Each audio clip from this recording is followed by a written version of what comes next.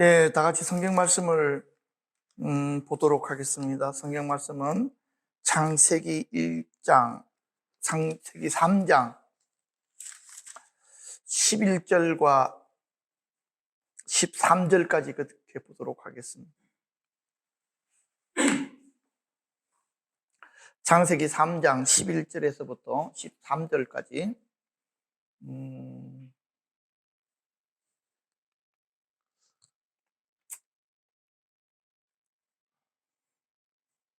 다 같이 한 음성으로 읽겠습니다. 이르시되 누가 너의 벗었음을 내게 알렸느냐? 내가 내게 먹지 말라 명한 그 나무 열매 실과를 내가 먹었느냐? 아담이 이르되 하나님이 주셔서 나와 함께 있게 하신 여자 그가 그 나무 열매를 내게 주므로 내가 먹었나이다. 13 여호와 하나님이 여자에게 이르시되 내가 어찌하여 이렇게 하였느냐? 여자가 이르되 뱀이 나를 꿰므로 내가 먹었나이다. 아멘.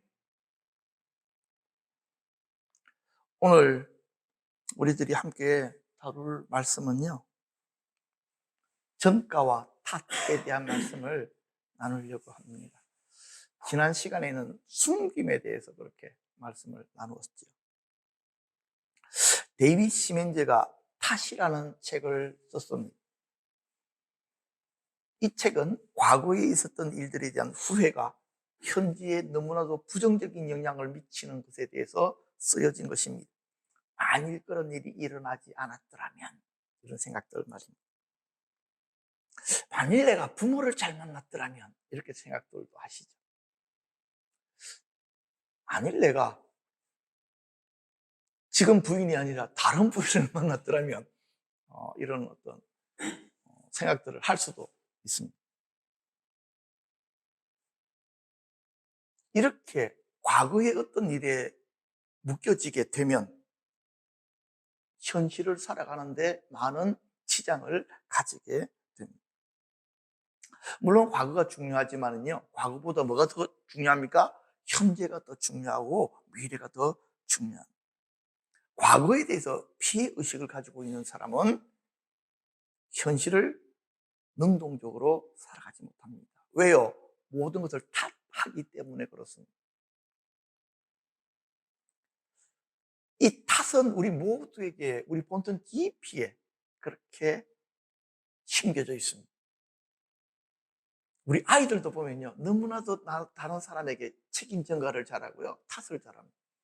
이거 가르친 것도 아닌데 타고나는 것입니다. 우리들도 그러합니다. 어떤 문제가 막상 벌어지면 누구 책임이라 그러고 누구 탓을 하기를 좋아합니다.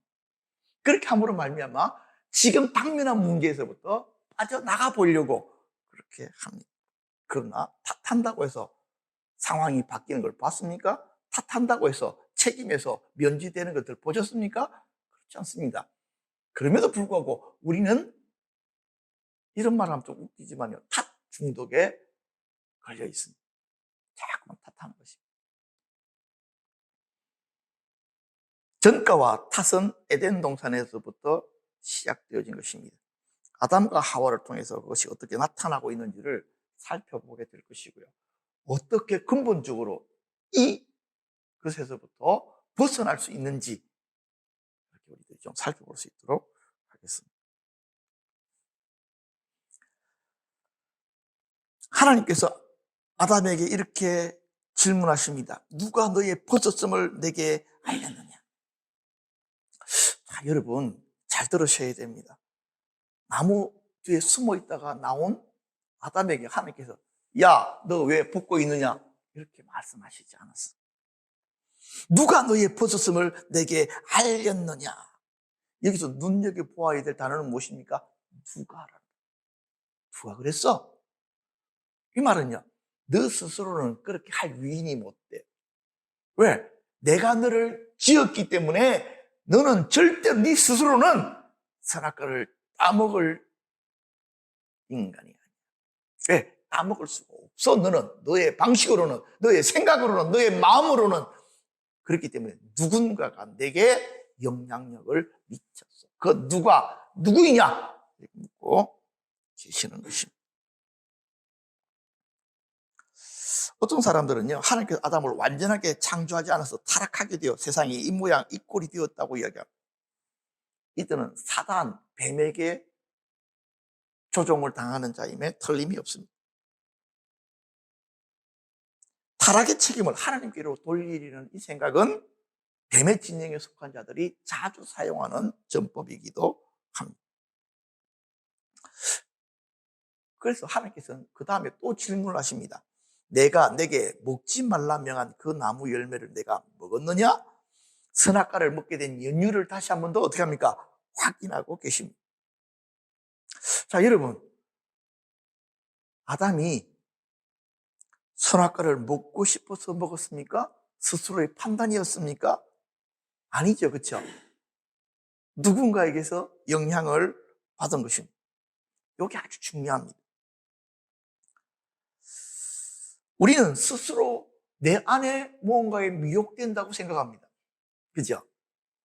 예를 들면 노름 중독에 빠진 사람이 자신이 노름에서부터 뭐 할 수 없다고 여깁니까? 빠져나올 수 없다고 생각을 하고 있습니다. 자, 그런데 말입니다. 그는 자기 스스로를 속입니다. 내가 노름을 너무 좋아해 라고 속입니다. 근데 사실은요, 노름을 그렇게 좋아하지 않습니다.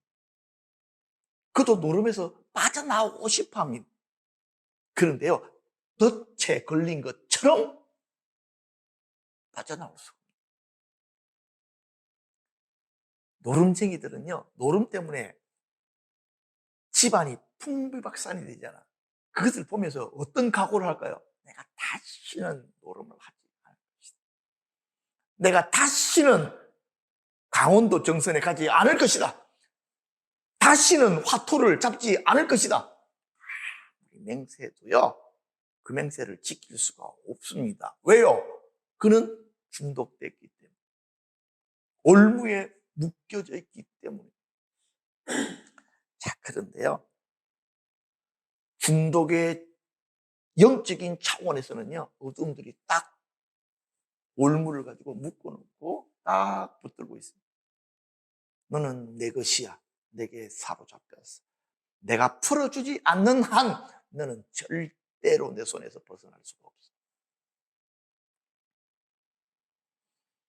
그래서요, 중독에서 자유케 하려면요, 중독이 정상과 싸우는 것이 아니고요, 중독 뒤의 역사는 영들과 싸워야 돼요. 이것을 정확하게 설명을 해야 되고요, 이것을 어떻게 싸워서 이기는지에 대해서 그 길들에 대해서 설명을 해줄 수가 있어야 됩니다. 로마서 7장 20절에 만일 내가 원하지 아니하는 그것을 하면 이를 행하는 자는 내가 아니요 내 속에 거하는 죄라고 이야기합니다.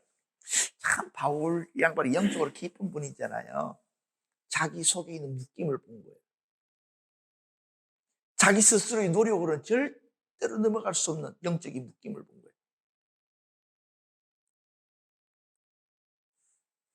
진리 안에서 보여지는 바로 그것, 우리들이 함께 봐야 돼. 이것을 풀지 못하면 영원히 벗어나지 못한다.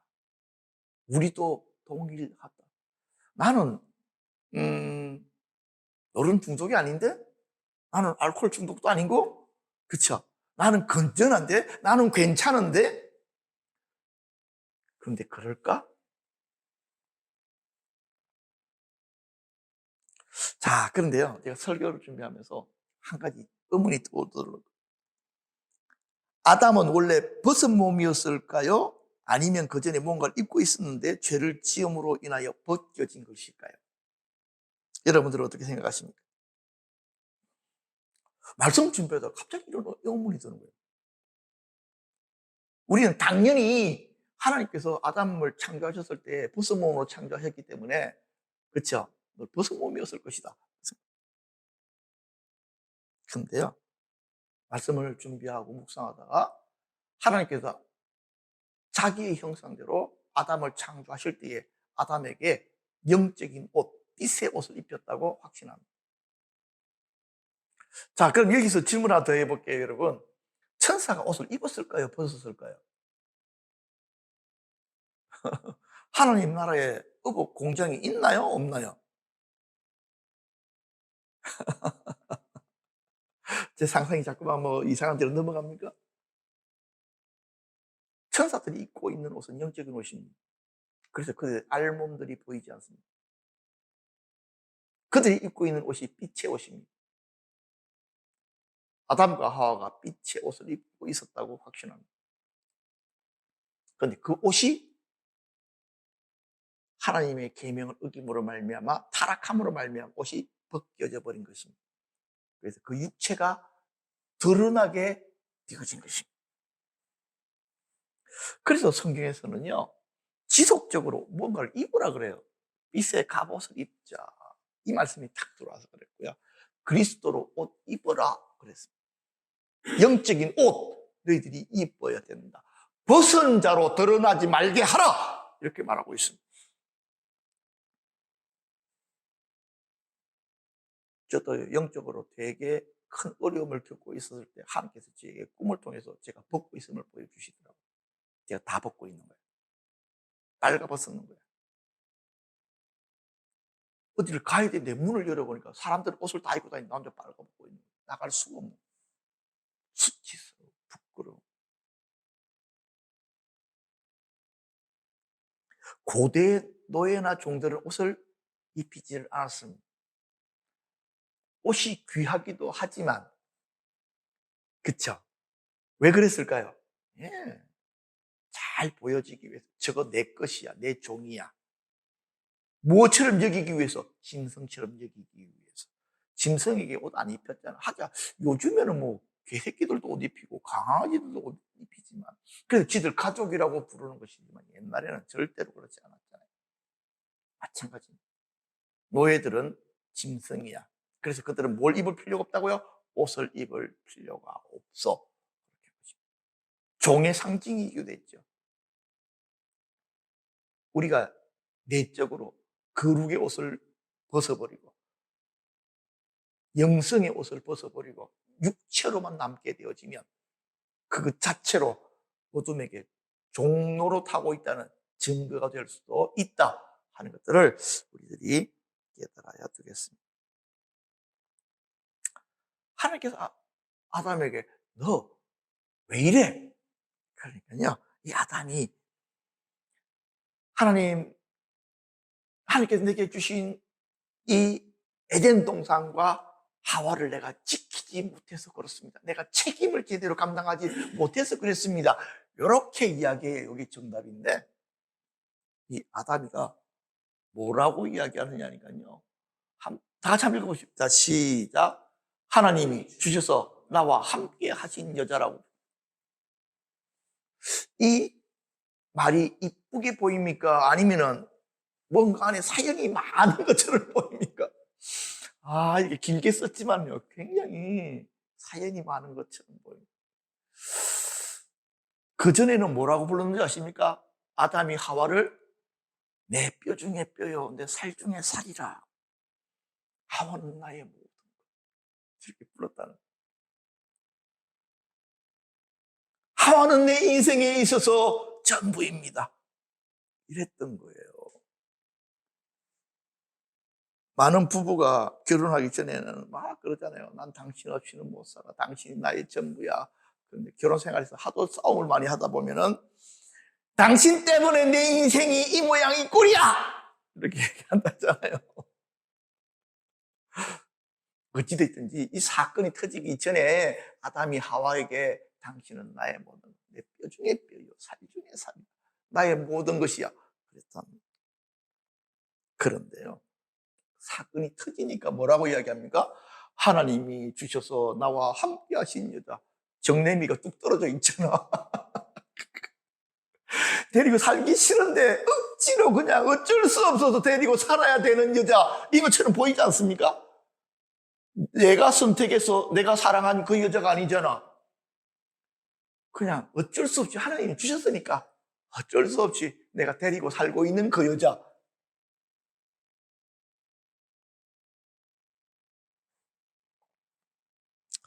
이 용진 집사님은 한주연 집사가 어떤 여자입니까? 본인에게. 내 뼈 중에 뼈요, 살 중에 살이죠. 아, 그렇지.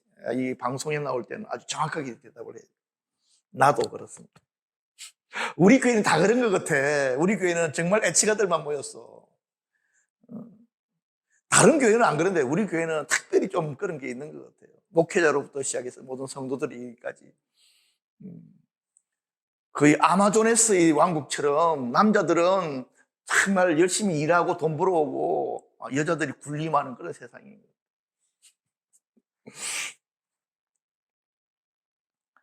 아담이 이렇게 이야기한 데는 자기 나름대로의 좀 이유가 있어요. 왜?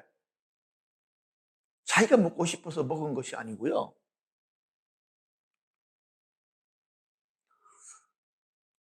이 여자가 먼저 따먹고 자기와 함께 있는 남편에게 주매 그것도 먹은 거예요. 그냥 먹고 타락하려면 자기 혼자 먹고 타락하지. 왜 그걸 갖다가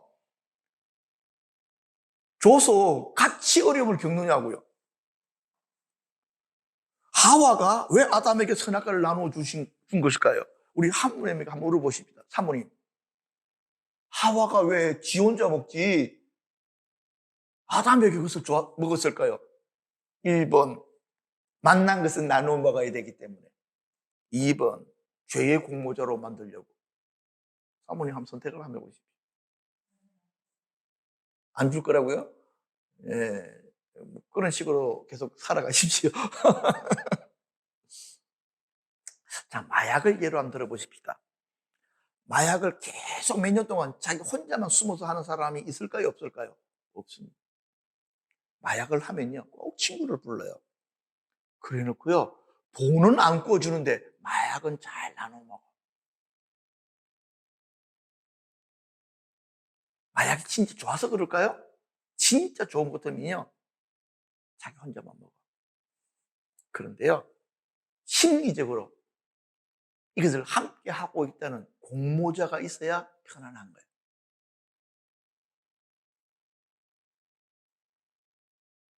하와가 그랬습니다. 하와가 먹는 순간 알았을 거예요. 아, 이거 문제 있다.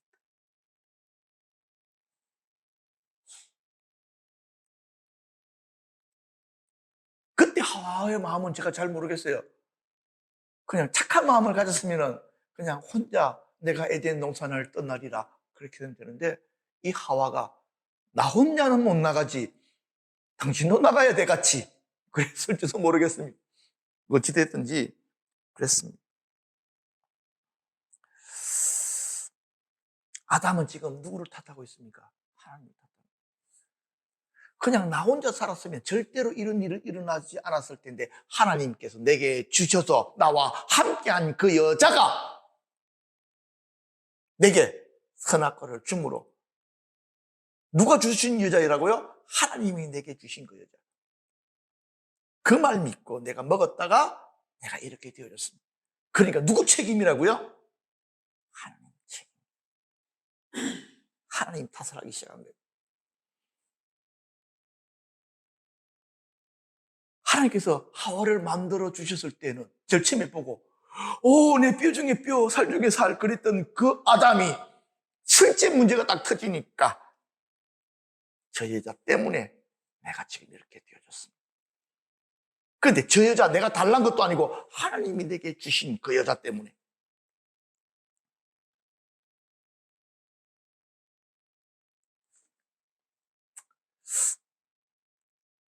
근데요, 재미있는 거는요, 이 사건 때문에 디모데전서 2장 12절 14절 보면 여자가 가르치는 것과 남자를 주관하는 것을 허락하지 아니하노니 오직 종용할지라. 이는 아담이 먼저 지음을 받고 하와가 그으며 아담이 속은 것이 아니라 여자가 속아 죄에 빠졌습니다. 이렇게 해서 남자의 머리는 그리스도요 여자의 머리는 남자다라고 이렇게 영적인 질서 체계를 이렇게 설명을 하고 있습니다. 자, 그런데 말입니다. 여기서 우리가 확인해야 될 게 뭐냐니까요, 아담의 책임입니다. 하나님께서 아담에게 책임을 주셨는데 그 책임이 무엇입니까? 지키는 것입니다. 무엇을 지키는 것입니까? 에덴 동산을 지키는 것이고요, 자기에게 주신 하와를 지키는 것입니다. 이 책임을 하지 못한 것이 가장 큰 죄악입니다. 지키는 일은 파수꾼의 일이라고 말씀을 드렸습니다. 가장들의 임무가 무엇입니까? 가정을 지키는 것입니다. 가장들의 임무가 돈을 벌어다가 오는 것 이상의 일을 해야 됩니다. 그것이 가정을 지키는 일이어야 됩니다. 가장 힘든 일이 돈을 버는 일이지만 그것은 가정을 지키는 한 부분에 지나지 않습니다. 진짜 큰 일이 있습니다. 무엇입니까? 가정을 지키는 것입니다. 어떻게? 영적으로 지켜야 됩니다. 그것이 하나님께서 가장들에게 주신 책임입니다. 지키는 일은 파수꾼의 일이라고 했습니다. 이 파수꾼의 일, 가장 중요한 것이 무엇입니까? 기도로 지키는 것입니다. 가장들이 가정을 위해서 기도하지 아니하면 어둠들이 틈탑니다. 당연합니다. 다시 한 번 더 말씀을 드립니다. 가장들이 가정을 위하여 중보하지 아니하면 어둠들이 틈탑니다.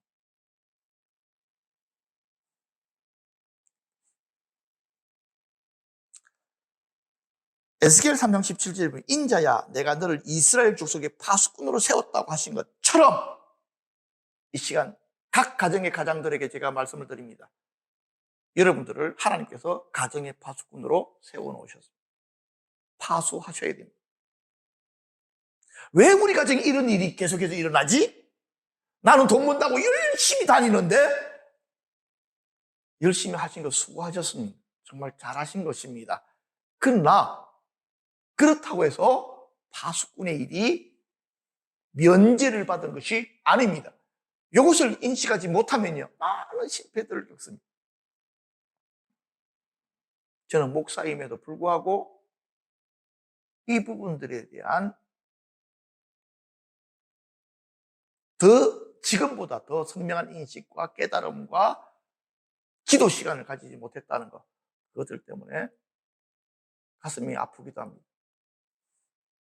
여러분들 계속해서 아니 아이들 위해서 기도하는 거는 부인들이 해야지, 엄마들이 해야 될 일 아니야? 나는 가서 돈 벌어와야 될 거 아니야? 라고 생각하셨다면 생각을 바꾸십시오. 그 일들은 아버지들이 해야 될 일들. 그것이 하나님께서 아버지들에게 주신 임무이기 때문에 그렇습니다. 그래서 가정에서 아이들이 사고를 치면 남편들이 부인한테 그러잖아요. 너 뭐했어? 애들한테. 나는 지금 생활전선에 나가서 돈 번다고 정신없이 죽기 살기로 뛰는데 너는 집에서 아이들이나 잘 키워야 될 거 아니야? 이렇게 얘기합니다. 어떻게 들어보면 저 말이 맞는 것 같네? 이게 있잖아요. 그만큼 생활 환경, 생활 전선이 어렵긴 합니다. 그러나 그 사람은 지금 착각하고 있습니다. 배우지 못한 것입니다.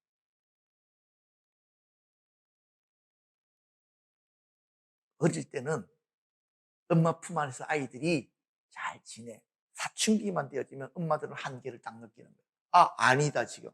지금 내 힘으로는, 내 능력으로는 이 아이들이 컨트롤이 안 된다는 걸 알아. 사모님 맞죠? 그렇죠? 그때의 가장들이 가장의 자리에서 정확하게 되는 부분들과 안 되는 부분들에 대해서 이야기를 하고 방음막처럼 아이들이 막 흔들리는 것을 붙들어주고 버텨줘야 되는 거예요. 그 시간들을. 그래서 그 사춘기에 엄청난 흔들림들을 붙들어줘서 그 기간들을 잘 넘겨줄 수 있는 것, 이것도 지키는 거거든. 아이들을. 그 일들을 누가 해야 된다고요? 아버지들이 해야 돼요.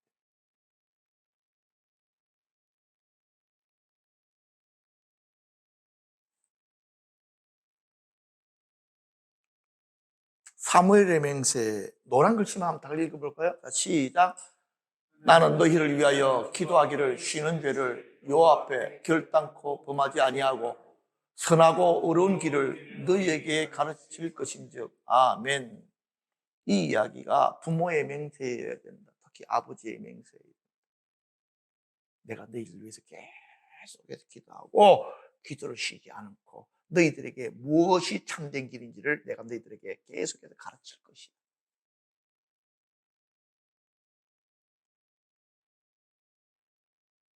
그렇게 되면요,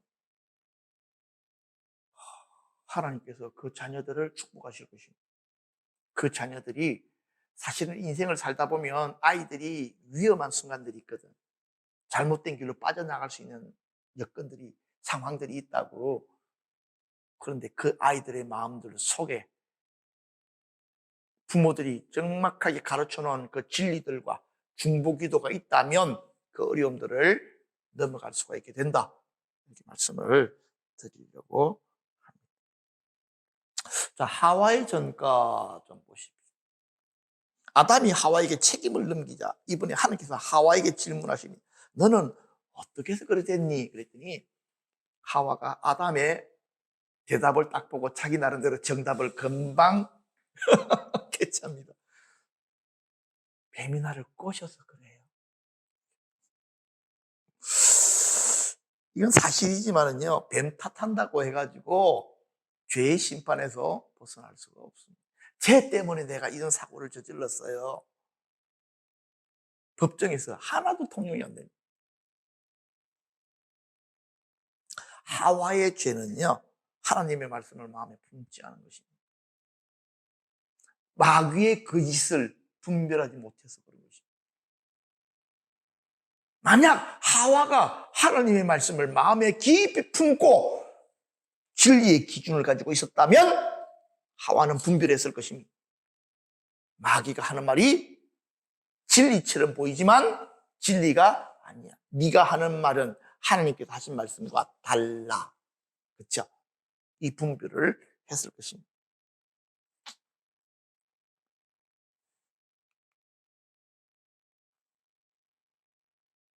요한일서 4장 1절에는 사랑하는 자들아 영을 다 믿지 말고 오직 영들이 하나님께 속하였나 분별하라 그렇게 했습니다. 그 분별의 기준은 하나님의 말씀입니다. 자, 결론. 우리들의 문제는 다 다른 사람 탓을 하고 싶은 거예요. 조상 탓, 부모 탓, 상황 탓. 그렇죠? 내가 지금 이렇게 되어질 수밖에 없는 그 이유가 다 다른 것 때문이야.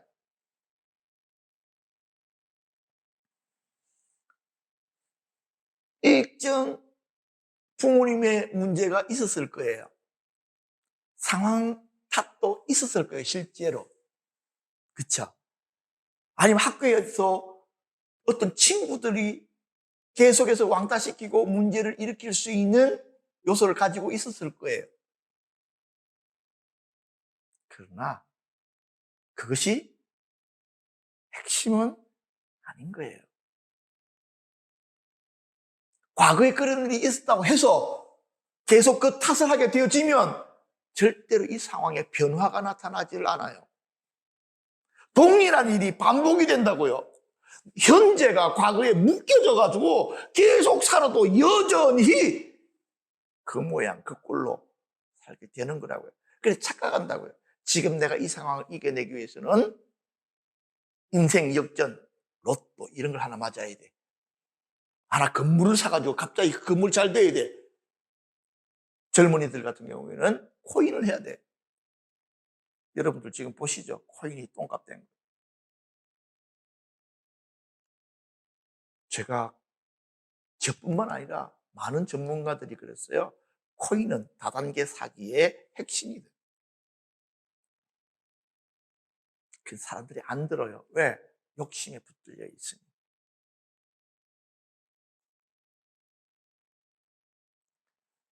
나는 보면 사람들 너무 웃겨.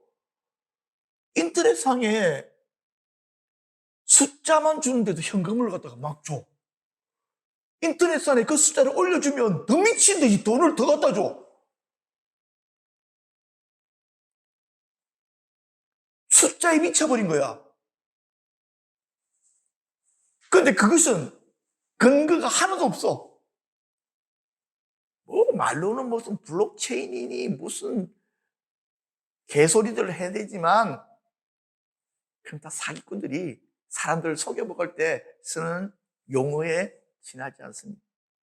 막상 문제가 생겨가지고 그쵸? 코인 개발자가 현금 챙겨서 도망가 버리고 나니까 어떻게 되어집니까? 무슨 그냥 인터넷에 남아있는 숫자는 진짜 숫자인 거야. 진짜 숫자. 이전에는 그것이 돈으로 보였는데, 응? 개발자가 돈 챙겨서 가버리고 나니까 숫자밖에 안 남는 거야. 그 숫자 가지고는 껌 하나도 사먹을 수가 없어. 그 숫자 노름에 가버린 거예요, 젊은 애들. 이 전가의 문제에서 벗어나기 위해서 필요한 것은 무엇일까요? 그냥 시간이 없으니까 정답만 이야기하십니다. 생명의 성령의 법이 너를 해방할 것이다. 묶임에서부터 너를 깨우게 할 것이다. 탓하는 중독으로부터 너를 풀어줄 것이다.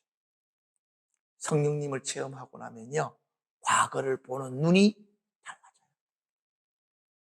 성령님이 이해시키면요, 이전에 그 상처와 그 어려움, 그것들이 더 이상 내 삶에 영향력을 미치지 않아야 된다는 사실들을 알게 돼요. 그리고 더 이상 탓을 함으로 내가 거기다가 현재를 갖다가 묵지를 않아요. 그것은 내게 일어났던 힘들고 어려운 사건,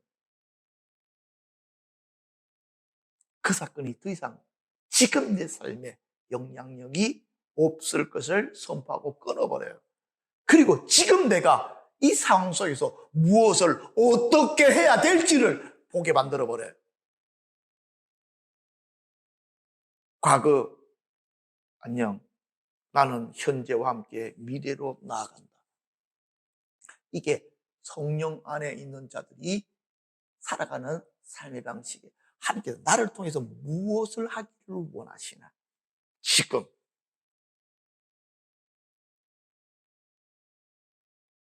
그렇죠. 그렇게 생각이 되어지고 현실을 보기 시작하니까 현실이 어두웠던 사람들이 현실의 칼라들이 살아나는 거예요.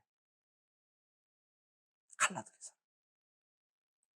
다시 이야기하면요, 현실이 보이기 시작하는 거예요. 이전에는 지옥과 같았던 나의 현실이 색이 변하는 거예요.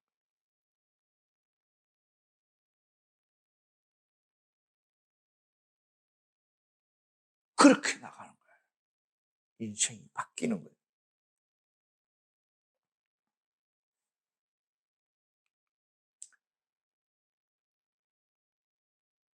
성령님이 임하시면 마음이 상한 자가 고쳐지고 포로된 자가 자유를 입고 갇힌 자가 노임을 선포하고 주의 영이 계신 곳에서는 자유함이 있습니다.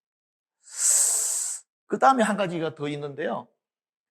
아담에서 예수로 속성의 변화가 시작되어 있는 성화의 과정이라고 불리는데 옛사람을 벗어버리고 새사람을 입으라고 하는 이 과정입니다. 자, 근데요, 옛사람을 벗어버리고 새사람을 입는 가장 기초적인 방식이 있는데요, 그것이 이것입니다. 요한일서 1장 9절입니다. 만일 우리가 우리 죄를 자백하면 그는 미쁘시고로서 우리 죄를 사하시며 우리를 모든 불의에서 어떻게 한다고요? 깨끗하게 하실 것이다. 영적 정결을 입어가는 것. 이것이 여러분들이 하나님의 면전 앞에서 매일매일 시작하십시오. 하나님, 오늘 내가 지나보니 내가 말로나 생각으로나 행위로 이런 일들을 했네요. 그러나 이것이 제대로 진리 안에서 행해진 것이 아니고 나의 옛 생각과 옛 마음으로 여전히 살아왔음을 고백합니다. 주님 제게 용기 주시고 능력 주셔서 이러한 일들로부터 내가 다시는 이전의 행위대로 반응하지 않도록 나를 지켜주시고 가르쳐 주십시오. 이렇게 나가야 되는 것입니다. 이렇게 매일매일 우리가 이 작업들을 해나가면요, 그때부터 뭐가 일어난다고요? 아담의 속성이 벗어지고 예수의 속성이 입어져 가는 영적 성장의 일들이 일어나게 될 것입니다. 말씀을 마치겠습니다. 여러분, 오늘 말씀 안에서 여러분들은 무엇을 발견하셨습니까? 이 중독에서 벗어나지 않으면요, 탓이라고 하는 이 올무에 묶여 있으면요, 현실에서 아무런 변화가 일어나지 않는답니다. 많은 사람들이 자기의 과거를 탓하고 상황을 탓하고 심지어는 하나님을 탓했습니다. 그러나 성령님을 체험한 사람들은 탓하는 것이 아니고 무엇을 하기 시작합니까? 감사로도 하나님 앞에 나아가기 시작합니다. 그렇게 해서 그를 둘러싸고 있던 어두웠던 세계가 칼라의 세계로 전환이 되어져 갔던 것입니다. 묶임에서 자유함을 얻으십시오. 여러분 안에 시작하신 하나님의 선하고 좋으신 일들에 여러분들이 적극적으로 참여하십시오. 그러면 여러분들은 여러분 삶의 놀라운 회복과 변화를 경험하게 될 것입니다. 제가 잠시 기도하고 마치도록 하겠습니다.